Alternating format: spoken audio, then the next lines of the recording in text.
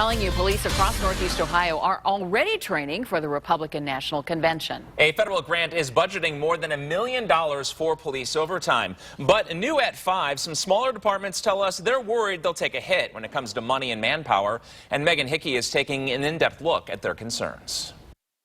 The Fairview Park Police Department has 27 officers, and Chief Eric Upperman told me he can envision losing a third of them to the RNC. I may have to switch to 12-hour shifts in order to have coverage 24/7 to still maintain the same manpower here in our city. There was no justice here today. After the Brelo verdict, Fairview Park spent more than $8,000 in overtime to help with crowd control.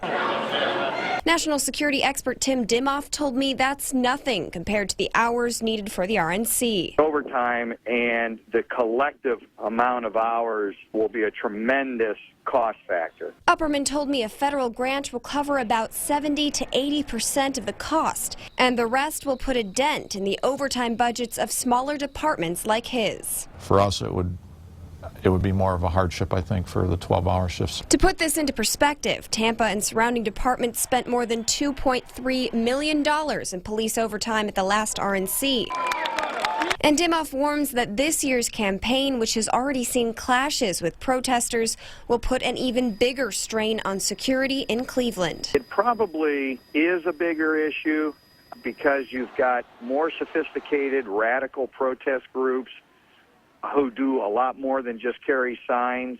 Megan Hickey, News Channel 5. Now, Tampa also spent nearly $3 million to house officers and more than $1 million to feed them during the convention. Cleveland's grant will cover $30 million for personnel.